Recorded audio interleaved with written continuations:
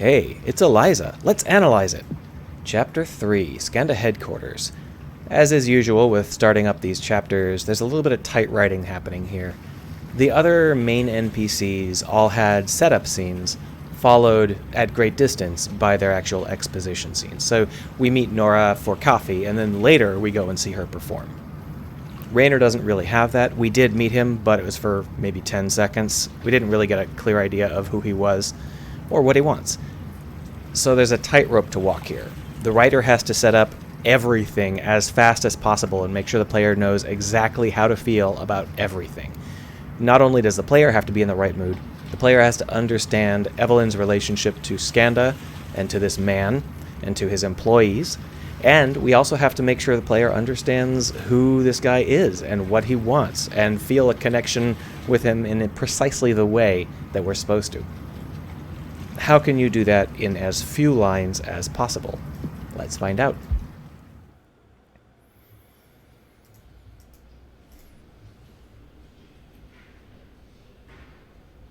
Raynor's assistant meets me at the reception area with an impassive look. She leads me through the building towards its center. Everything is glass and steel, clean and bright. Employees steal curious glances at me. Am I a curiosity to them? It's hard to believe this used to be my whole world. So, this is an establishing shot. Putting your establishing shots in text accomplishes two things. First, it's very cheap. You don't need to do art for it. Second, it's a great way to tell the player how the characters feel. So this isn't an establishing shot of Skanda or Raynor so much as it's an establishing shot of Evelyn and how she feels right now in this situation. I think it's a very good move. It's cheap and easy to use, and it works great. Eventually, we come to a conference room where Raynor is finishing a meeting. Evelyn? Nice building. Oh, thank you. I designed it myself. This is an excellent open. First off, the voice actor for Raynor is impeccable. He's amazing. But also, this line is great. It really tells us a lot about who Raynor is. He's a person who's got a lot of pride. He can accomplish a lot of different things.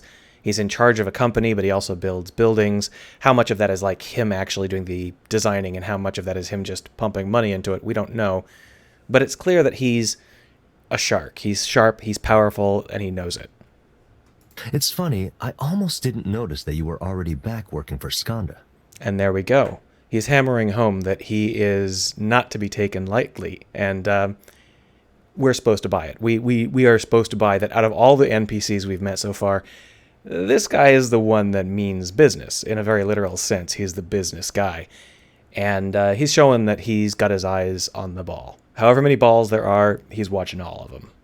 You might have stayed undetected, but I was looking at some of our statistical outliers earlier this morning. And here, we're starting with the actual narrative, the exposition about the world. We're tying it in, the writer here, is tying it into Raynor, his character traits, very, very well. By explaining it as something Raynor noticed, we can then begin exposition about what he noticed and therefore establish this world in some fact about this world that would have had to be explained some other way otherwise. Statistical outlier. That's me. Ideally, Eliza proxies would all perform the same, or at least quite similar to each other. In practice, there are some pretty big differences. Some people respond better to advice provided to them by people they perceive as having more authority. A deeper voice, a taller stature, a certain grace or beauty. He is describing himself. Other proxies may be particularly empathetic, a face or a voice that makes you want to open up. There was one proxy whose sessions seemed particularly effective, so I decided to take a closer look. Now, normally, it's a little bit dangerous to write this many lines in a row from one character, but in this case it makes a lot of sense for a couple of reasons. First, the voice actor can do it, and that's a little bit rare. Second, Raynor is supposed to come off as kind of aggressive, self-absorbed, stomping on the conversation, so it makes sense for him to do that in this particular conversation.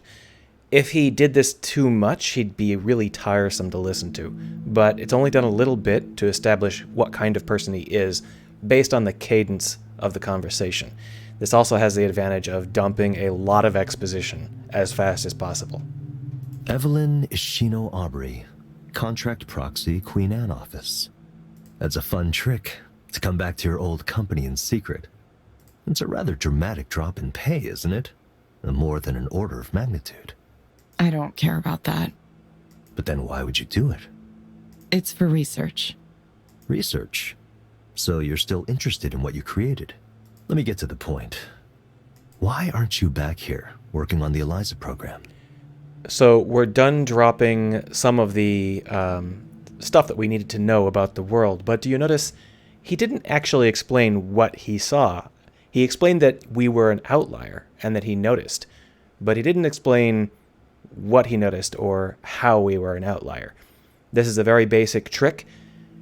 Tell the player that there is something to know, but don't fill in all of the gaps. It makes their brain engage. It's been used several times in this game already. It's going to be used many more times in this game in the future. The whole point here is these are not mysteries meant to be solved. It's going to be explained in like 5 seconds. They're just there to make sure the player is paying attention and get their brains working. Why isn't any of the old team back? Good question. Let's see. So here we're going to get another long bit of dialogue from Raynor, where we get to see him not only explain what happened in the game world, but also once again establish that he's aggressive and dominant, and once again establish that he has too many eyes on too many balls. He's a control freak. Damien Seabrook. There's no helping that. That's the guy who we don't yet know died of overworking. Shame, though, for such a brilliant career to be cut so short. Soren Lloyd Rose, the former program manager, resigned just last week to found his own startup. Very cute. I'm not a psychoanalyst like he is, but I can tell his need to be a maverick, even as he benefits from the system, has been the primary destructive force in his life. I think the primary destructive force in his life has been him, but this guy's not a psychoanalyst, so whatever. He can be smart when he wants to, but just as often he gets the wrong ideas and refuses to let them go.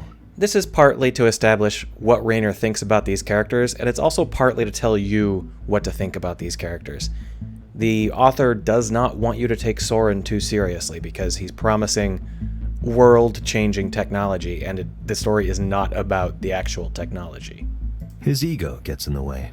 That's why I don't mind him leaving to pursue his little dream of being an entrepreneur, changing the world. He won't succeed, but I'm happy to let him think he has independence for now. I think this could have been handled a little bit more evenly. He talked for a long time about Soren, and he barely mentions anybody else. If his direct nerve stimulation technology ends up taking off, I can always pull the cord and yank him back. But this is what we needed to know.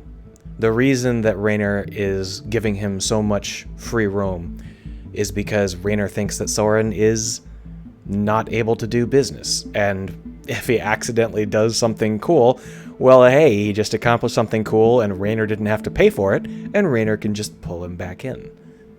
Nora Plavnicki, senior engineer.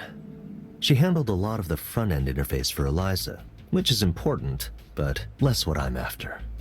Plus, I doubt she's ideologically compatible with us anymore. So he even knows what her current ideology is. He's been keeping very close tabs on everybody. You've spoken with her. You know how she is now. Seems to me she wants to rebel against everything and anything without stopping to consider whether it's truly good or bad. Not that it matters. I hope she's having fun playing with her electronic music toys. This is the kind of person he is. I know she would consider her work to be art, but, well, who am I to judge? By which he means he's going to judge everybody. In fact, him judging art is a giant part of his character arc, or his character existence. It's not really an arc. And then there's you, Evelyn.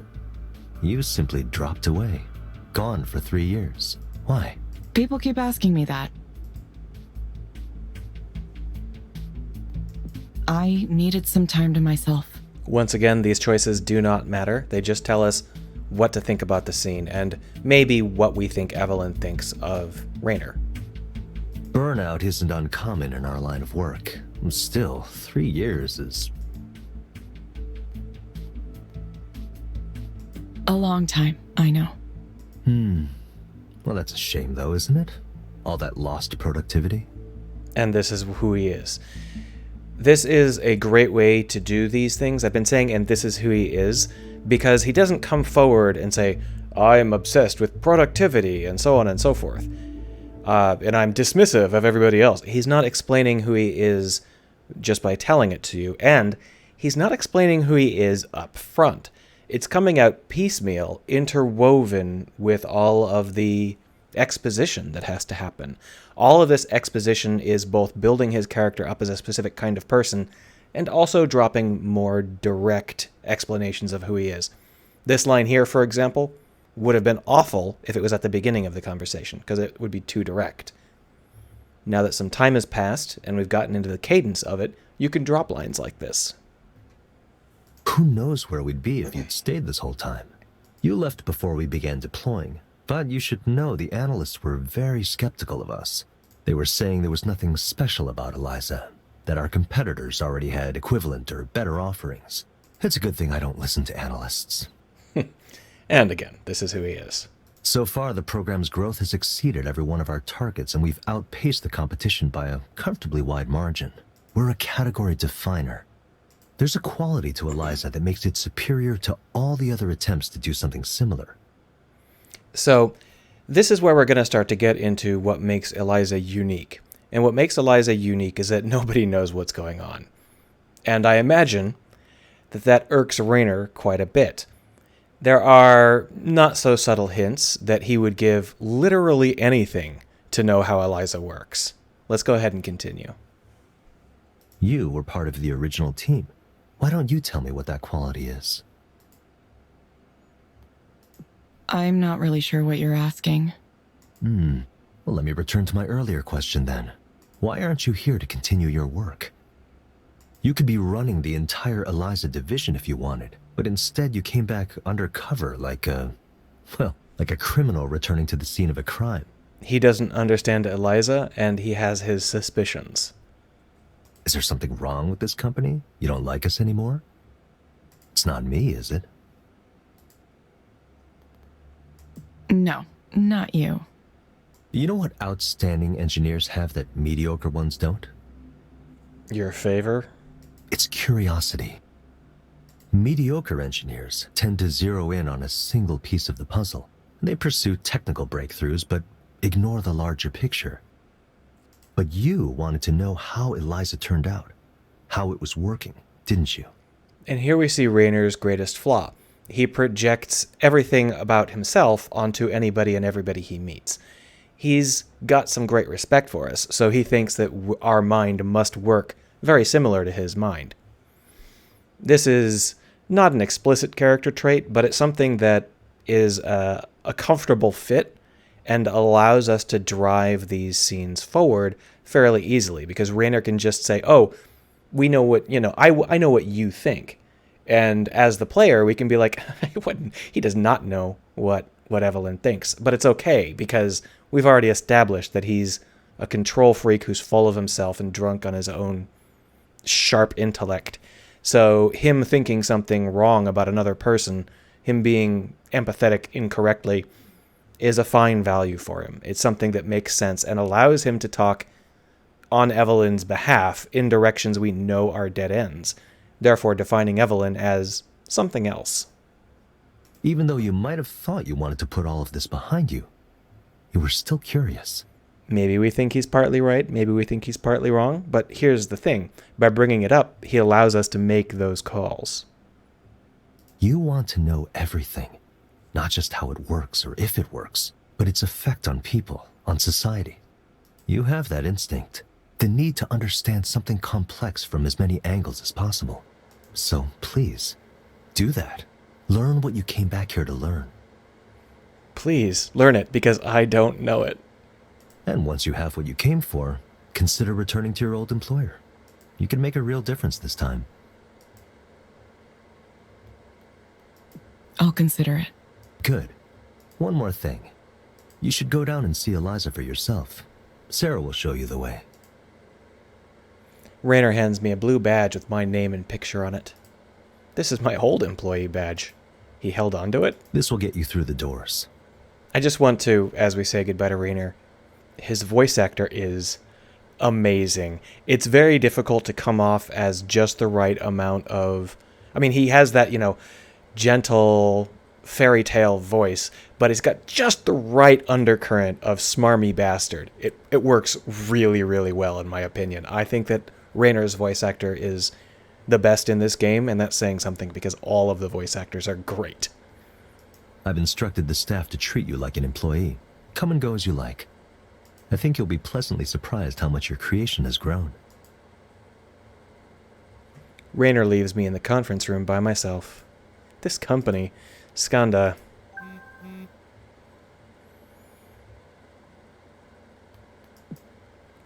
Here we're talking to Nora. We went to see her concert last night. I bet it was harder on her than it was on us.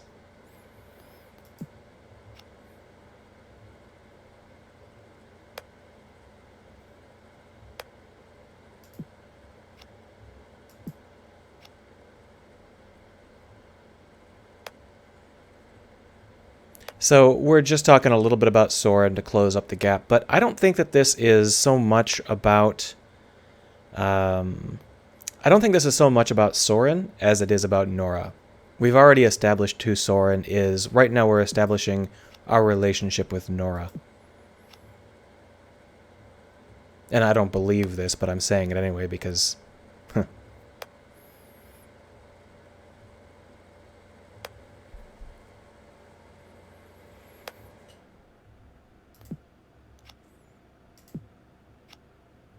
So here we're explaining to Nora what happened, and we're going to get her opinion on it and her opinion on our relationship to her and to everybody else in the world. And it's a good way for us to kind of give closure to this circuit of 3 major NPCs. The 4th major NPC hasn't gotten her turn yet, but it'll come. So she's busy trying to tell us that we could probably just make our way by taking odd jobs. We probably, our skills are enough that we do not have to actually do what other people want us to do. We can just do what we do best, and people will pay us for it whenever they need it.